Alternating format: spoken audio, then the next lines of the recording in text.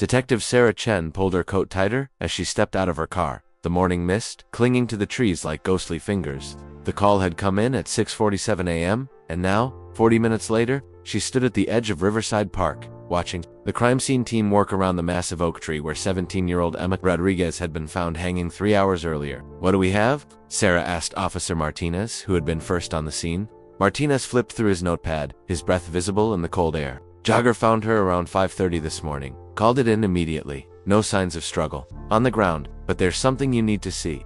He led her to a small evidence bag containing a folded piece of paper. Through the plastic, Sarah could make out neat handwriting in blue ink. "Found it in her jacket pocket," Martinez explained. "It's addressed to someone, but the name's been torn off." Sarah pulled on latex gloves and carefully unfolded the note. The words made her stomach tighten. "I can't take it anymore. The way men like you look at me, touch me, make me feel worthless. You destroyed me piece by piece until there was nothing left. This is the only way to make it stop."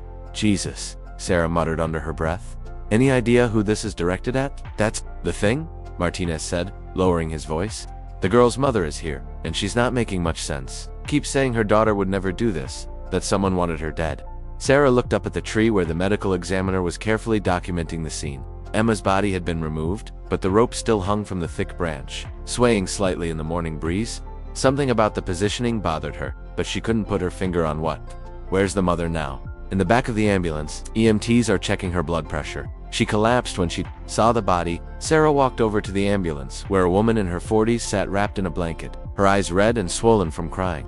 Maria Rodriguez looked up as Sarah approached, her face a mask of grief and desperation. "Mrs. Rodriguez, I'm Detective Chen. I'm so sorry for your loss. I know this is incredibly difficult, but I need to ask you some questions about Emma." Maria grabbed Sarah's arm with surprising strength. "My daughter didn't kill herself. Emma was strong. She was planning for college. She had dreams. Someone did this to her. Someone wanted us to think she was weak. The note suggests she was struggling with harassment. Do you know of any men in her life who might have been inappropriate with her?" Maria's face crumpled. "There were always boys, men, looking at her wrong. She was beautiful, too beautiful for her own good sometimes.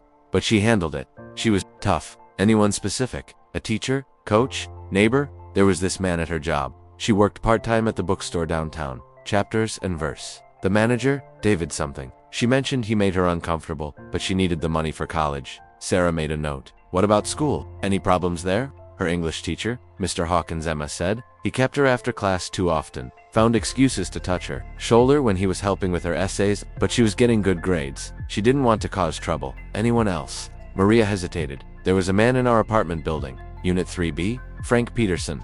He's always been creepy, staring at Emma when she came home from school. She complained about him following her up the stairs sometimes." Sarah felt the familiar tingle that came with potential leads. 3 men, 3 possible suspects, all with access to Emma.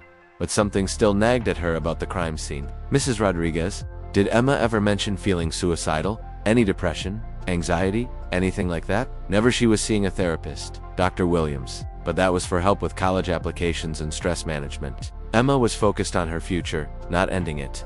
Sarah spent another hour at the scene, photographing the area, looking for any evidence that might have been missed. The rope was standard hardware store variety, nothing special about it. The knot was tied efficiently, someone who knew what they were doing, but the height bothered her. Emma was 5 feet 4, and even standing on the small bench that had been found 20 feet away, she would have needed help or incredible determination to reach the branch. Back at the station, Sarah spread out everything they had collected. The note, photographs of the scene, Emma's personal effects, and the initial autopsy report that had just come in. Dr. Patterson, the medical examiner, had noted some interesting findings. Preliminary results show no defensive wounds, but there are some unusual marks on her wrists and ankles. Could be consistent with restraints, but they're faint. Also, toxicology will take a few days, but there's no obvious sign of drugs or alcohol.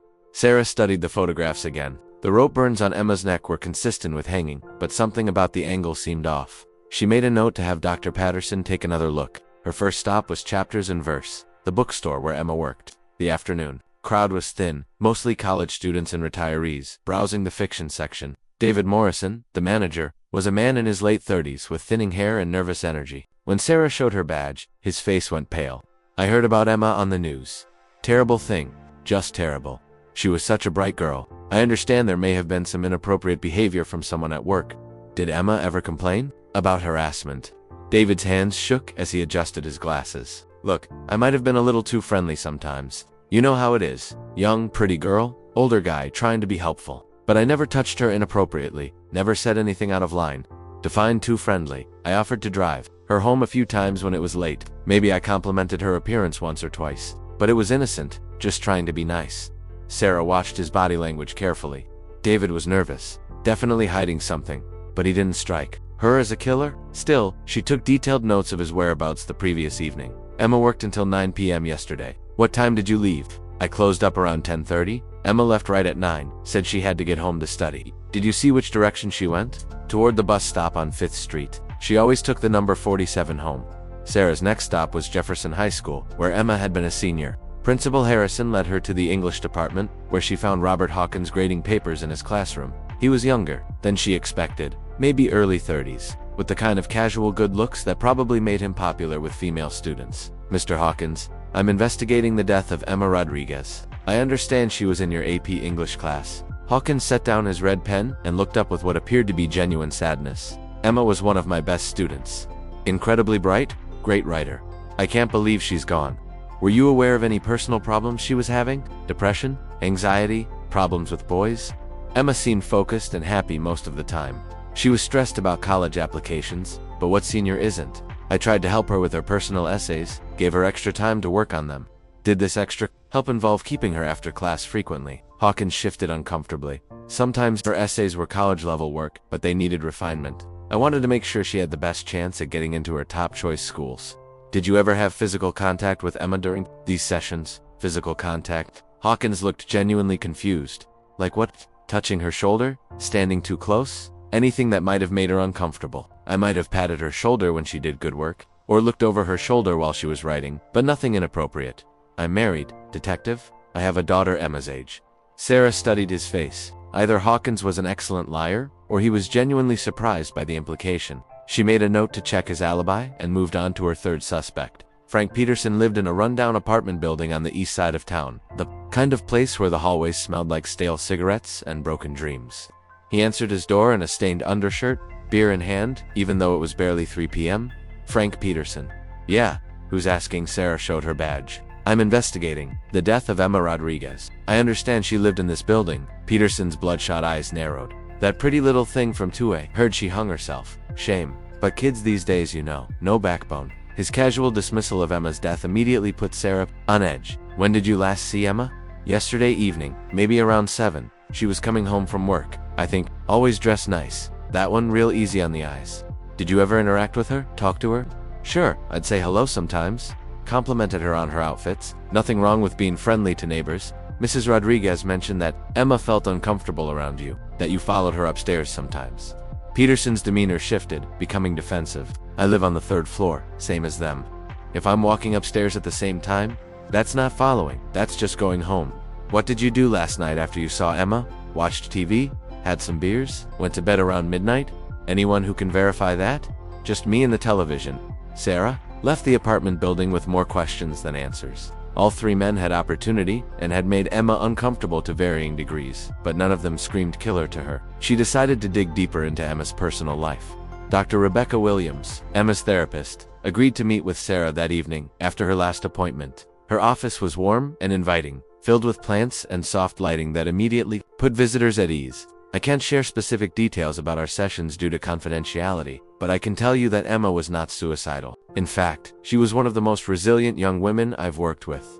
What were you treating her for? Stress management, primarily. She was dealing with the pressure of senior year, college applications, and some family financial stress. Her mother works 2 jobs to support them, and Emma felt responsible for earning scholarship money. Did she ever mention feeling harassed or threatened by men?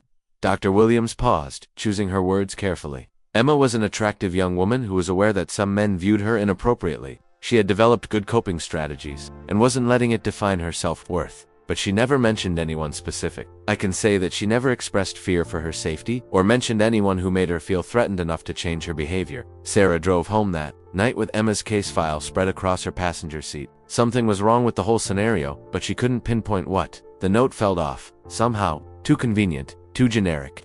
Most suicide notes were deeply personal, specific to the person's pain. This one could have been written by anyone. The next morning brought a breakthrough. Dr. Patterson called with updated autopsy results. Sarah, you need to see this. I took another look at those marks on Emma's wrists and ankles. They're definitely from restraints. And they're post-mortem. Post-mortem? What does that mean? Someone tied her up after she was already dead? Also, the angle of the rope burn on her neck is inconsistent with a hanging. The ligature marks suggest she was strangled while lying flat, then moved to the tree. Sarah felt her pulse quicken. So this is definitely murder. Without a doubt. Someone killed Emma, then staged it to look like suicide. The rope was placed around her neck after death, to create the illusion of hanging. How long after death? Based on the lack of bleeding in the tissues? Probably within an hour. Whoever did this knew enough about forensics to try to fool us. But they made some mistakes. Sarah immediately called for backup and returned to the crime scene. In daylight, with fresh eyes and new information, she began to see things she had missed. The bench that was supposedly used to reach the branch was too far away, and there were no footprints in the soft dirt around it. The rope showed signs of abrasion against the tree bark, suggesting Emma's body had been hoisted up rather than her climbing up herself. But the biggest clue was something they had overlooked entirely. About 15 feet from the tree, partially hidden under fallen leaves, Sarah found tire tracks. Fresh ones, from a vehicle that had pulled off the main path onto the grass. The tread pattern was distinctive, from an expensive tire. Back at the station, Sarah ran the tread pattern through their database. It matched a specific brand and size, typically found on luxury sedans. She cross-referenced this with vehicle registrations for her 3 suspects. David Morrison drove a 10-year-old Honda Civic. Robert Hawkins had a Toyota Camry. Frank Peterson didn't own a car. But when she expanded her search to include anyone connected to Emma, she found something interesting. Dr. Rebecca Williams. Emma's therapist drove a 2022 BMW sedan with the exact tire pattern found at the scene. Sarah stared at the computer screen, her mind racing. Why would Emma's therapist want to kill her? It didn't make sense, unless she pulled up Dr. Williams' professional background. Licensed psychologist, private practice for 8 years. Good reputation. But when Sarah dug deeper into public records, she found something troubling. Dr. Williams had been married to a man named James Williams, a high school teacher who had been fired 3 years ago for inappropriate conduct with female students. They had divorced shortly after the scandal broke. Sarah's phone rang. It was Officer Martinez. Detective, we just got a call from Emma's mother. She found something in Emma's room that she thinks you should see. 20 minutes later, Sarah was sitting in Maria Rodriguez's living room, holding a journal that Emma had hidden under her mattress. The entries from the past month told a very different story than what Dr. Williams had shared. October 15th, Dr. Williams asked me again today about the boys at school. She wants me to tell her details about what they say, how they look at me. It feels weird, like she's enjoying it too much. October 22nd, I think Dr. Williams might be recording our sessions. I saw a red light on some device under her desk. When I asked about it, she got really flustered and changed the subject. October 28th, I found out something horrible about Dr. Williams. I looked up her ex-husband online after she mentioned him during a session. He was fired for sexual misconduct with students, and there are photos of him with young girls that look just like me. I think she's been sharing our sessions with him. November 3rd, I confronted Dr. Williams about her ex-husband. She denied everything, but I could tell she was lying. She got angry, said I was being paranoid and ungrateful. I told her I was going to report her to the licensing board and find a new therapist. November 5th, yesterday, Dr. Williams called me at home and asked me to meet her tonight to discuss my concerns about our therapeutic relationship. She said she could explain everything, and that I was misunderstanding the situation. I agreed to meet her at Riverside Park at 10 p.m. I probably shouldn't go, but I want to hear what she has to say. Sarah felt sick. Emma had walked into a trap, and she had been too trusting to see it coming. Mrs. Rodriguez, did Emma come home at all yesterday evening after work? No. She called around 9:30 and said she was meeting someone to discuss college recommendations. She said she'd be home by 11, when she didn't come home by midnight. I started calling her phone, but it went straight to voicemail. Sarah immediately put out a BOLO alert for Dr. Williams and her BMW. She also called for a warrant to search the therapist's office and home. But when they arrived at Dr. Williams' office, they found it empty. The furniture was still there, but all personal items and files had been removed. Her apartment was the same story. Cleared out, with only the basic furniture remaining. Dr. Williams had fled. Probably sometime during the night after realizing that Emma's body would be discovered and the investigation would lead back to her. Sarah stood in the empty apartment, frustrated but determined. They had the evidence, they had the motive, and they had the suspect identified. Now they just had to find her. The break came 2 days later when Dr. Williams' credit card was used at a gas station in Delaware. Sarah coordinated with local police and the FBI to track her movements. She was heading south, probably toward Florida, where it would be easier to disappear. They caught up with her at a motel outside Jacksonville. When Sarah and 2 FBI agents knocked on the door of room 237, Dr. Rebecca Williams answered, wearing the same clothes she had worn 3 days earlier, her usually perfect appearance disheveled and desperate. "Dr. Williams, you're under arrest for the murder of Emma Rodriguez." Williams didn't resist, but she also didn't remain silent. As they placed her in handcuffs, she began talking, as if she had been waiting for this moment. "You don't understand what that girl was going to do to me. She was going to destroy my career, my life, everything I've worked for, all because she misunderstood my methods." In the car ride to the station, Dr. Williams continued to justify her actions.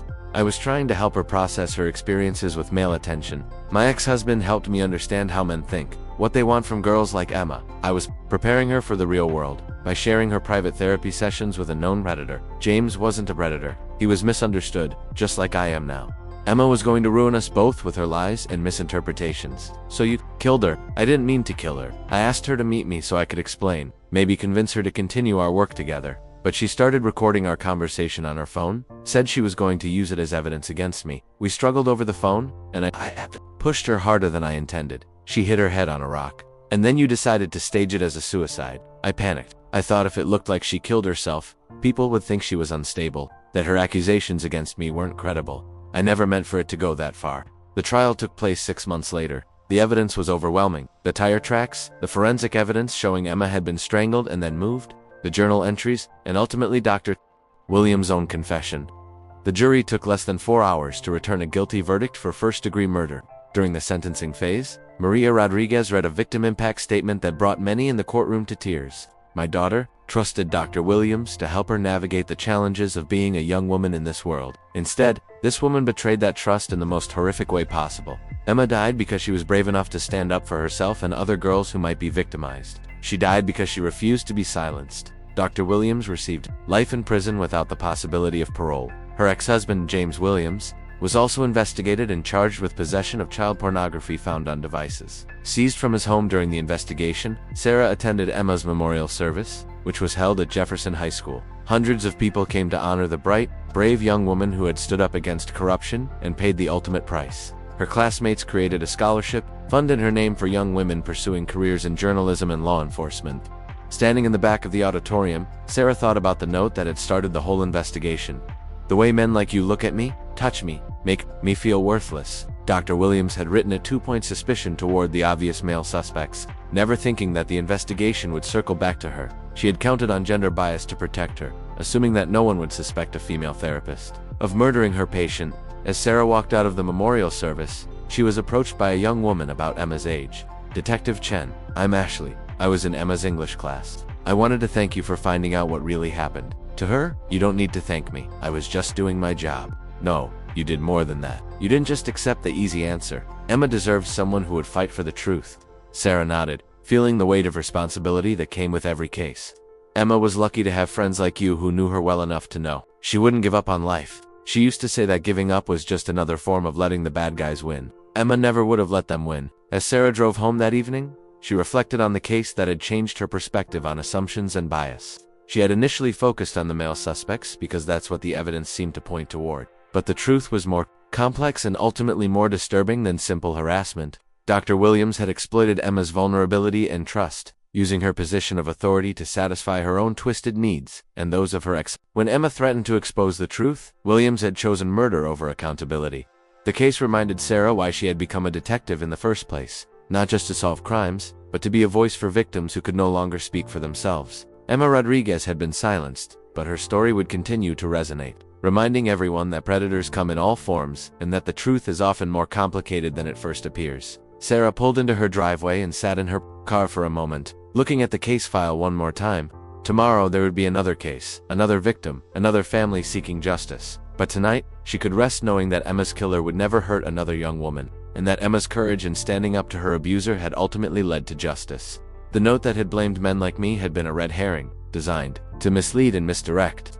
But in the end, the real evidence didn't lie. The tire tracks, the forensic analysis, the journal entries, and most importantly, Emma's own words had revealed the truth about who had really destroyed a bright young life. Justice for Emma Rodriguez was served, but the broader questions raised by her case continued to echo. How many other vulnerable young people were being exploited by those they trusted? How many predators were hiding behind professional credentials and positions of authority? Emma's death had exposed one such predator, but Sarah knew there were others out there waiting for their next victim. As she finally got out of her car and walked toward her front door, Sarah made a mental note to follow up on some of the other cases that had similarities to Emma's. The investigation might be closed, but the fight for justice never really ended. Emma Rodriguez's legacy would live on in every case where someone refused to accept the easy answer and kept digging for the truth.